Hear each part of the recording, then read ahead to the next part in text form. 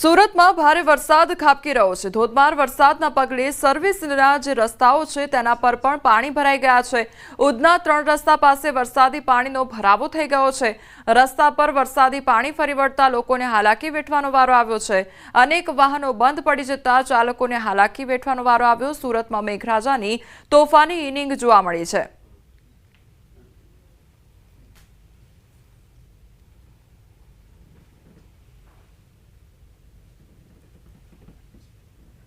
વડોદરામાં હવામાન વિભાગની આગાહી કરવામાં આવી હતી અને તે પ્રમાણે મધ્ય ગુજરાતના શહેર ગામડાઓમાં વરસાદ ખાબક્યો છે। કરજણ તાલુકા તેમજ ગ્રામ્ય પંથકમાં વરસાદી માહોલ જામ્યો છે। કરજણ, જૂના બજાર, નવા બજાર, ધાવડ ચોકડી, પાદરા રોડ, આમોદ રોડ સહિત કરજણ શહેર વિસ્તારમાં વરસાદ ખાબક્યો છે। કરજણમાં ત્યાર સુધી સિઝનનો કુલ 39.96 ઇંચ જેટલો વરસાદ ખાબક્યો છે। મહુવા માર્કેટિંગ યાર્ડમાં મગફળીની આવક બંધ કરવામાં આવી છે। વરસાદી વાતાવરણ હોવાથી આજથી મગફળીની આવક બંધ કરવામાં આવી છે। મગફળીની આવક વધુ પડતી હોવાથી તેમજ વરસાદી વાતાવરણ હોવાથી આવક બંધ કરવામાં આવી। 21 તારીખથી રાબેતા મુજબ આવક લેવામાં આવશે। આવક બંધ દરમિયાન કોઈપણ સંજોગોમાં મગફળીનો પ્રવેશ આપવામાં આવશે નહીં। આમ છતાં મગફળીના વાહન આવશે તો પરત લઈ જવાના રહેશે। વરસાદે વિરામ લીધાને 10 દિવસ થવા છતાં મુશ્કેલી ઓછી થવાનું નામ નથી લઈ રહી। વરસાદી પાણી હજુ પણ કેટલાક વિસ્તારમાં ભરાયેલા જોવા મળી રહ્યા છે। રાધનપુર શહેરના ભાભર ચોકડી નજીક આવેલ નર્સરી બાગ વિસ્તારમાં જ્યાં હજુ પણ 50 જેટલા ઘરોમાં વરસાદી પાણી ભરાયેલું છે અને રહીશો ભરાયેલા પાણીની સમસ્યા સામે સંઘર્ષ કરતા જોવા મળી રહ્યા છે। જ્યાં મુખ્ય માર્ગ પર કમર સુધી પાણી ભરાઈ રહેતા ત્યાંથી વૃદ્ધો અને બાળકોને પસાર થવા માટે મજબૂર બન્યા છે। રહીશો દ્વારા પ્લાસ્ટિકના પીપળાની હોડી બનાવીને તેના પર વૃદ્ધો અને બાળકોને બેસાડીને માર્ગ પસાર કરાવી રહ્યા છે, પરંતુ તેમ છતાં રાધનપુર પાલિકાના તંત્ર દ્વારા પાણી નિકાલની કોઈ જ વ્યવસ્થા કરવામાં આવી નથી।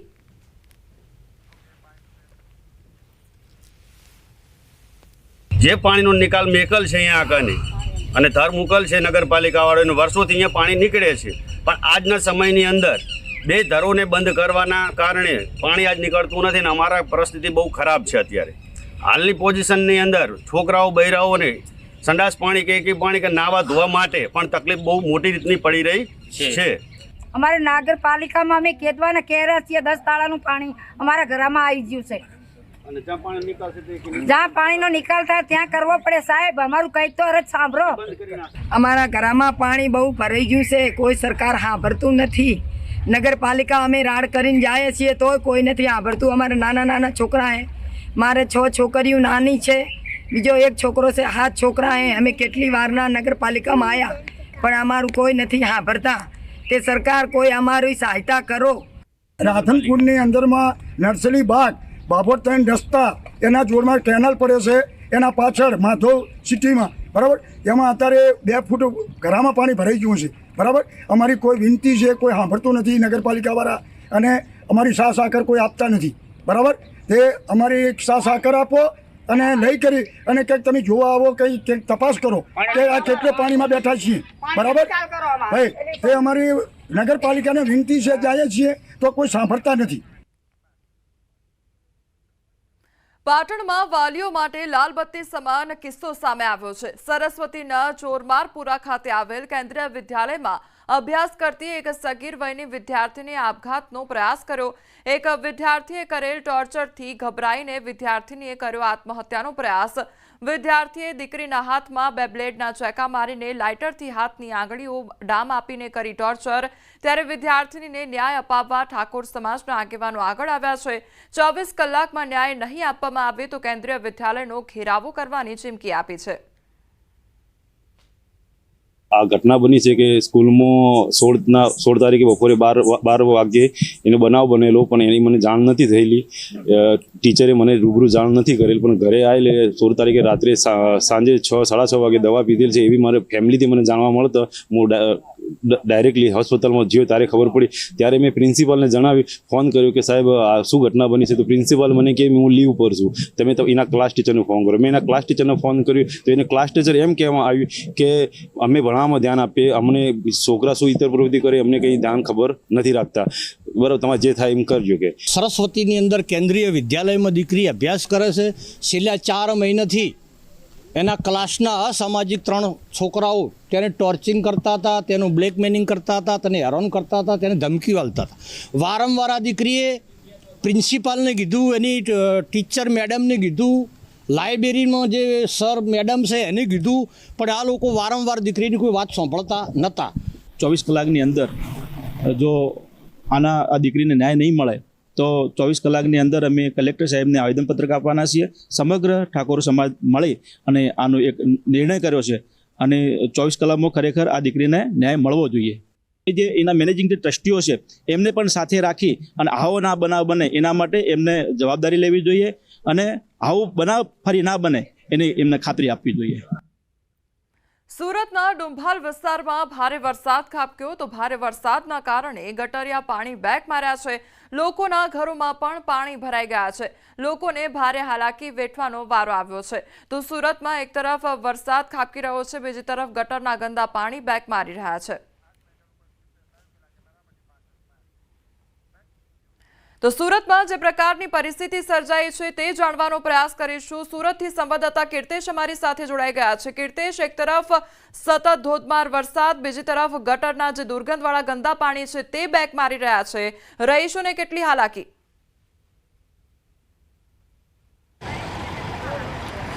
બિલકુલ જે પ્રકારે સુરતમાં વહેલી સવારે ધીરે ધારે શરૂ થયેલા વરસાદે પોતાની ધમાકેદાર એન્ટ્રી કરી હતી, જેને લઈને કહી શકાય લિંબાયત ઝોન વિસ્તાર કે જ્યાં 4 ઇંચ વરસાદ થયો હતો અને આ વિસ્તારમાં કહી શકાય સ્ટ્રોમ ડ્રેનેજ લાઇન સૌથી વધારે છે. પણ જે પ્રકારે આ વિસ્તારમાં ગંદકી હતું, તમામ સ્ટ્રોમ ડ્રેનેજ લાઇનના ગટરમાં પ્લાસ્ટિક ફસાઈ ગયા હતા, જેને લઈને પાણીનો નિકાલ ના થતા લિંબાયત અને ડુંભાલ વિસ્તારમાં મેઇન રોડ પર આવેલું ઓમનગર છે આ વિસ્તારમાં પાણી ભરાયા હતા. દ્રશ્ય જોઈ શકાય છે. વરસાદે વિરામ લીધાની સાથે જ મહાનગરપાલિકાના સફાઈ કર્મચારીઓ છે, સફાઈ યોદ્ધાઓ છે એ પાણીમાં ઉતર્યા છે અને ધીરે ધીરે પાણીનો નિકાલ કરી રહ્યા છે. કહી શકાય કે આ વિસ્તારમાં આવેલી 5 થી 7 દુકાનો અને 4 થી 5 મકાનોમાં પાણી પ્રવેશ્યા હતા. પણ મહાનગરપાલિકાની ટીમ અહીંયા પહોંચી છે અને સફાઈ અભિયાન શરૂ કર્યા છે. ત્યારે બીજી બાજુ જે સ્ટ્રોમ ડ્રેનેજ છે, ડ્રેનેજમાંથી નીકળેલું કચરું સાઈડ પર મૂકવામાં આવ્યું. કેમેરામેન જીગરને કહીશ એ કચરો બી બતાવવાનો પ્રયાસ કરશે, કારણ કે જે પ્રકારે અહીંયા પાણીનો નિકાલ થવો જોઈએ સ્ટ્રોમ ડ્રેનેજથી એ તમામ ડ્રેનેજો બ્લોક થઈ ગઈ હતી. કારણ કે આ વિસ્તારમાં જે પ્રકારે લોકો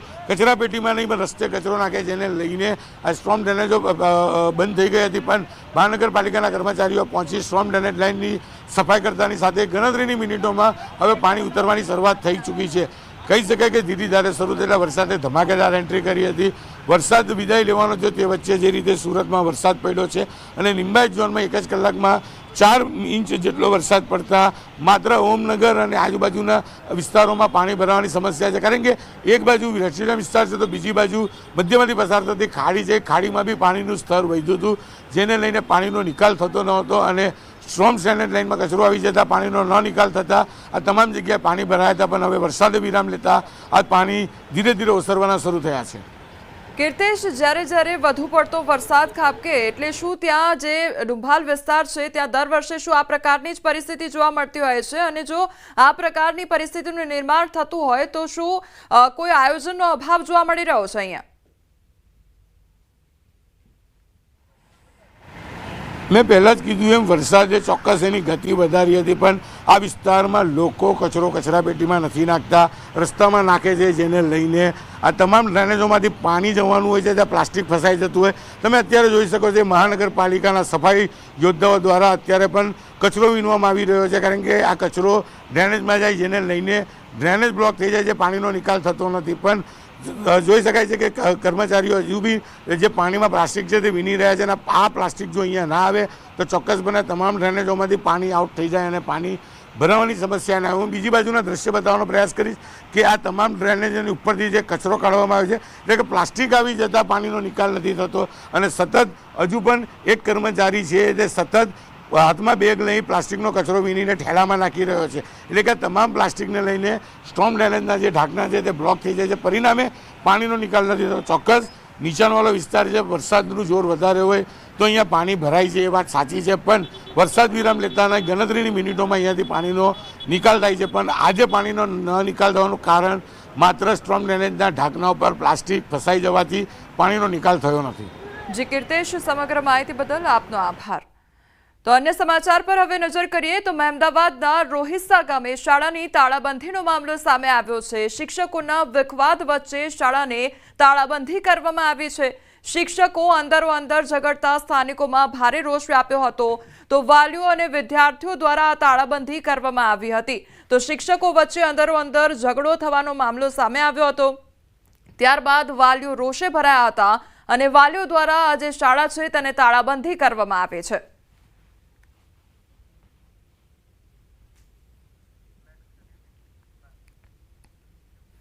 ઘોઘા હજીરા રોરો ફેરીનો ફેક વિડીયો વાયરલ કરનાર 2 લોકો ઝડપાયા છે. વિદેશી ફેરીનો વિડીયો ઘોઘા હજીરાનો બતાવી અફવા ફેલાવવામાં આવી તો ફેક વિડીયો દ્વારા ફેરી સર્વિસને બદનામ કરવાનો પ્રયાસ કરવામાં આવ્યો. ઘણા બધા લોકોનો ભોગ લઈ લેશે તેવો ભ્રામક મેસેજ વાયરલ કરવામાં આવ્યો. કંપનીના સંચાલકોએ સુરત સાયબર ક્રાઇમ સેલમાં ફરિયાદ કરી હતી અને સુરતના નાના વરાછા અને સુરેન્દ્રનગરમાંથી 2 લોકોને ઝડપી પાડવામાં આવ્યા. તો બંને મિત્રોએ મજાકમાં ખોટો વિડીયો વાયરલ કર્યો સામે આવ્યું છે. ફેરી સર્વિસને નુકસાન પહોંચાડવાનો પ્રયાસ પોલીસ સમક્ષ સામે આવ્યો છે.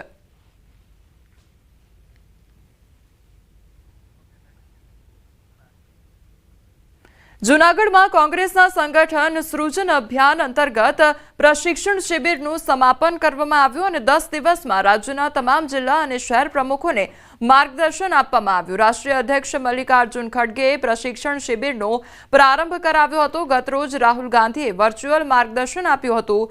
પ્રશિક્ષણ શિબિર સમાપનને લઈને પ્રદેશ પ્રમુખ અમિત ચાવડાનું નિવેદન. શિબિરમાં માર્ગદર્શન મળ્યું તેને લઈને રોડ મેપ તૈયાર કરાયો છે. આગામી સમયમાં કોંગ્રેસ લોકો વચ્ચે જશે અને લોકોના પ્રશ્નો ઉઠાવશે.